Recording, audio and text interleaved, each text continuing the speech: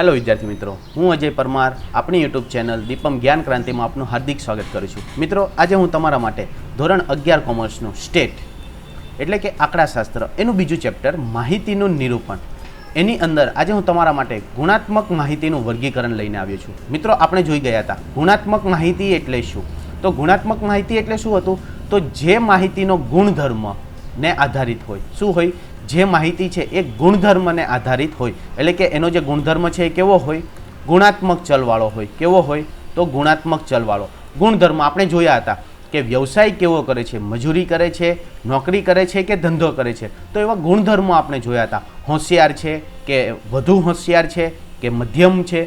તો એ પ્રમાણે આપણે ગુણધર્મને આધારે માહિતીનું શું કરવાનું છે? વર્ગીકરણ. સ્ત્રી છે કે પુરુષ છે, બાળક છે કે મોટી ઉંમરના છે. તો એ પ્રમાણે જે ગુણધર્મને આધારે માહિતી હશે એ માહિતીનું વર્ગીકરણ કઈ રીતે કરવામાં આવે છે એ આપણે જોઈશું. ગુણાત્મક માહિતીનું વર્ગીકરણ. તો આપણને ખ્યાલ જ છે કે ગુણાત્મક માહિતીના અવલોકનોને વર્ગીકરણ કરવા માટે નિર્ધારિત ધોરણો અનુસાર હાર અને સ્તંભમાં ગોઠવવાની પદ્ધતિને ગુણાત્મક માહિતીનું વર્ગીકરણ કહે છે.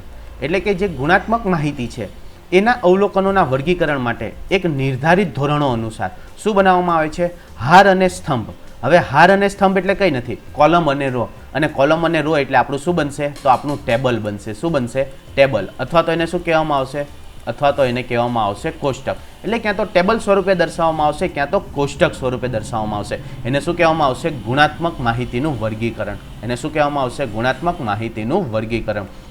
ગુણાત્મક અવર્ગીકૃત માહિતીને સંક્ષિપ્તમાં અને આકર્ષક રીતે રજૂ કરવા ગુણાત્મક માહિતીનું વર્ગીકરણ કરવામાં આવે છે અને તેને સામાન્ય રીતે કોષ્ટક રચના દ્વારા પણ ઓળખવામાં આવે છે. એટલે તમને કહેવામાં આવે કે ગુણાત્મક માહિતીનું વર્ગીકરણ શા માટે કરવામાં આવે છે? તો જે અવર્ગીકૃત માહિતી છે તેને સંક્ષિપ્તમાં એટલે કે નાના સ્વરૂપમાં અને આકર્ષક રીતે. કેવી રીતે?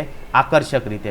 હવે આપણે એક સામાન્ય ઉદાહરણ લઈએ કે તમને કોઈક માહિતી પેરેગ્રાફમાં આપી દેવામાં આવી હોય તો એ તમને સમજવામાં મુશ્કેલ બનશે, પરંતુ એ જ માહિતી તમને કોષ્ટક દ્વારા દર્શાવવામાં આવે તો તમે સહેલાઈથી સમજી શકશો.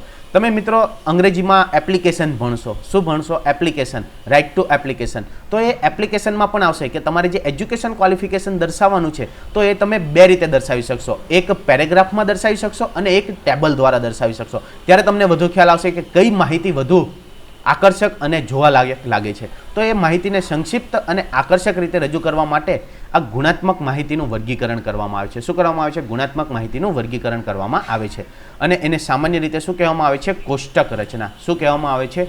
કોષ્ટક રચના તરીકે પણ ઓળખવામાં આવે છે.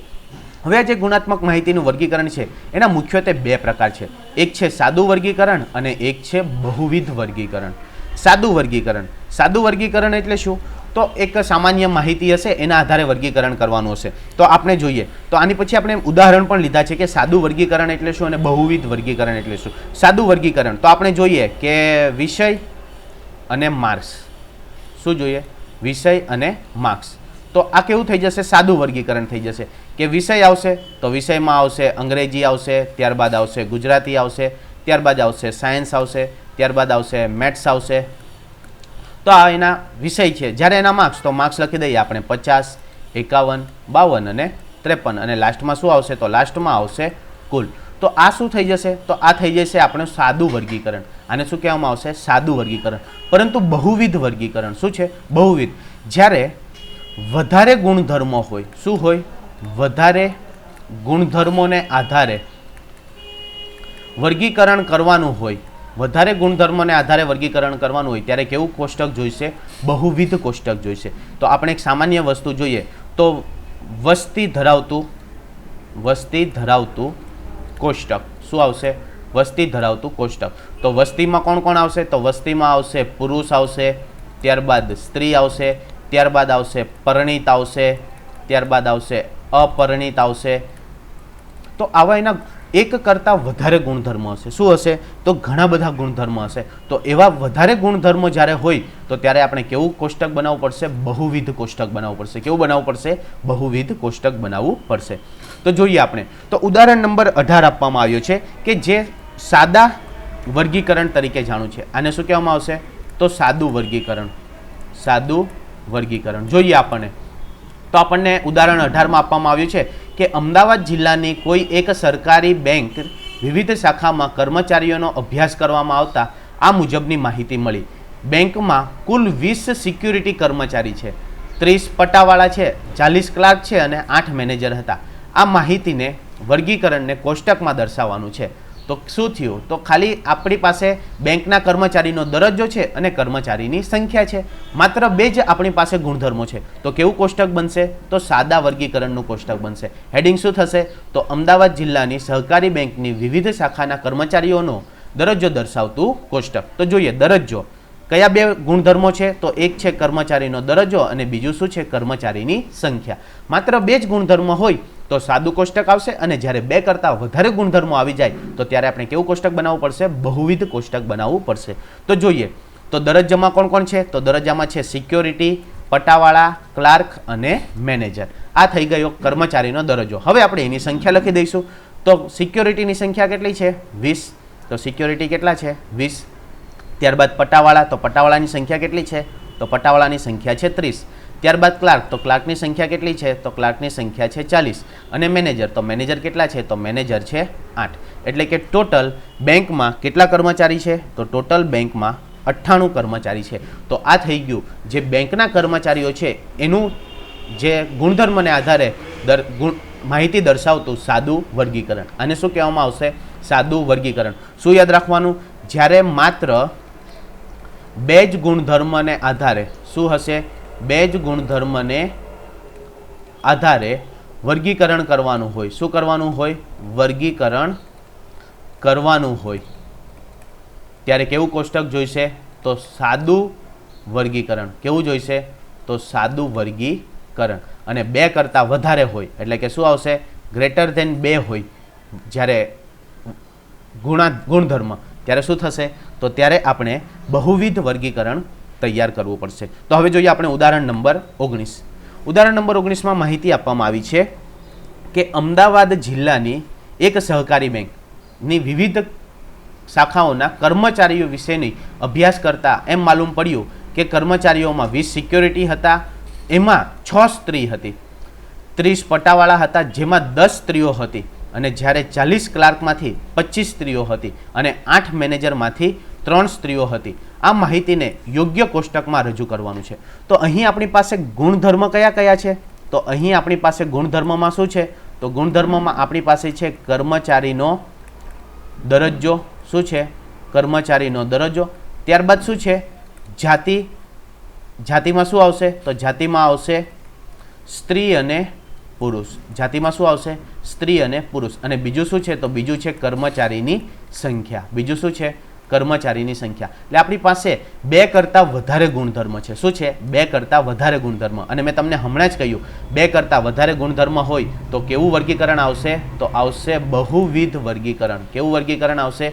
બહુવિધ વર્ગીકરણ. તો ચાલો આપણે કોષ્ટક બનાવીએ. તો કોષ્ટકમાં શું આવશે? તો કર્મચારીનો દરજ્જો અને જાતિ. શું આવશે? કર્મચારીનો દરજ્જો અને જાતિ. તો અહીં આપણી પાસે કોષ્ટક છે કે કર્મચારીનો દરજ્જો અને જાતિવાર દર્શાવતું કોષ્ટક. તો કર્મચારીનો દરજ્જો. હવે મિત્રો કોષ્ટક કઈ રીતે બનાવવાનું તે યાદ રાખજો.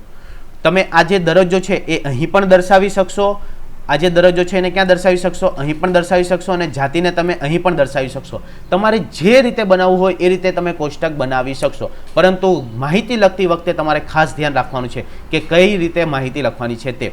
જોઈએ હવે આપણી પાસે. તો આપણી પાસે સિક્યોરિટી છે. તો સિક્યોરિટી કેટલા છે? તો ટોટલ 20 છે.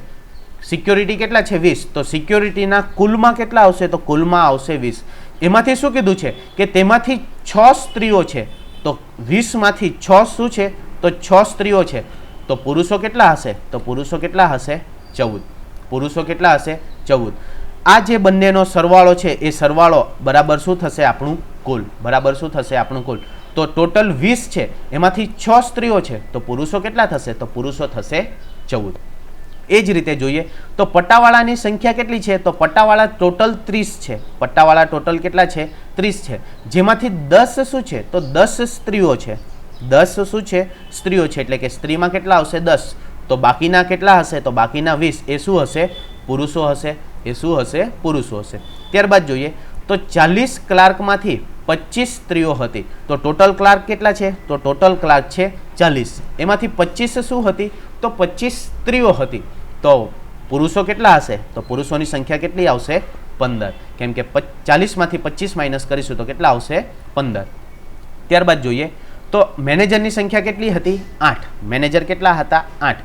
એમાંથી સ્ત્રીઓની સંખ્યા કેટલી હતી? 3. તો 8માંથી 3 સ્ત્રી, તો પુરુષ કેટલા હશે? તો પુરુષ હશે 5. અને યાદ રાખજો અહીં જે ટોટલ આવશે એ બધી બાજુથી ટોટલ કેવું થશે? સરખું. તો આપણી પાસે ટોટલ કેટલા છે? તો ટોટલ આપણી પાસે છે 98. ટોટલ કેટલા છે આપણી પાસે? 98.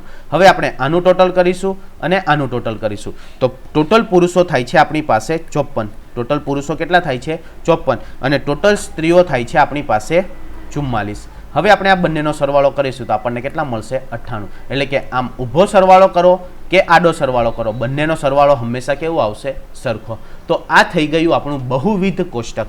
શું યાદ રાખવાનું છે બહુવિધ કોષ્ટકમાં? કે જ્યારે 2 કરતાં વધારે ગુણધર્મો હોય. શું હોય? 2 કરતાં વધારે ગુણધર્મો. હજુ આની અંદર એવું પણ આવી શકે કે પુરુષ અને સ્ત્રી, તો હજુ એક ગુણધર્મ આવે પરિણીત કે અપરિણીત. તો ત્યારે યાદ રાખવાનું કે જેટલા એના પ્રકાર પડશે એટલા એની અંદર ભાગ પડશે. હવે પુરુષ છે તો પુરુષમાં શું આવશે? તો પરિણીત અને અપરિણીત. તો સાથે શું આવશે? કુલ પણ આવશે. સાથે શું આવશે? કુલ. એ રીતે સ્ત્રીમાં પર પરિણીત, અપરિણીત અને કુલ. અને એ રીતે કુલમાં પણ શું આવશે? તો ટોટલ પરિણીત, ટોટલ અપરિણીત અને કુલ. અને શું આવશે? કુલ. તો આ રીતે એના બહુવિધ કોષ્ટકો આપણે જ્યારે દાખલા ગણીશું ત્યારે આપણે જોઈશું. આગળ વધીએ મિત્રો. ત્યારબાદ છે કોષ્ટક રચનાના ઉપયોગો. ઘણીવાર તમને આ 2 માર્ક્સમાં પૂછાય છે કે કોષ્ટક રચનાના ઉપયોગો સમજાવો.